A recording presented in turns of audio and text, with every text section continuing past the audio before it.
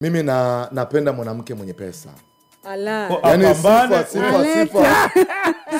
sifa ya kwanza ya kuwa mwanamke wangu lazima uwe na pesa.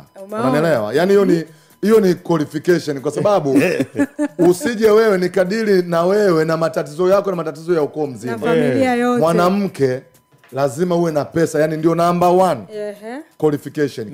Kama hauna pesa sasa okay. Na hiyo Oscar, mimi nakupeleka wapi ya? Na hiyo Oscar tani. Adela Oscar tani. No. Siku moja nimemsikia Oscar, binti moja anasema, mimi siwezi kutembea na mwanamume ambaye hana gari. Akamuuliza, wewe una gari? Nalo. Wataka mwanamume ambaye ana gari na kati wewe mwenye gari una. Na wewe uwe nalo kwa. Sikiliza, mimi nataka mwanamke mwenye pesa, mwanamke mwenye elimu, mwanamke mwenye maarifa. Yaani nataka mwanamke.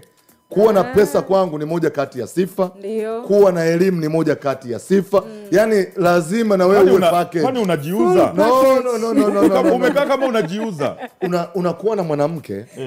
Yaani hata ikitokeza umeanguka ni umefaint. Hamna kitu hapo. Yaani hamna chochote kile. Nataka mwanamke mwenye pesa. Mimi napenda mwanamke mwenye pesa. Ala. Yani sifa ya kwanza ya kuwa mwanamke wangu lazima uwe na pesa. Unanielewa? Yani hiyo ni qualification, kwa sababu usije wewe nikadili na wewe na matatizo yako na matatizo ya ukoo mzima.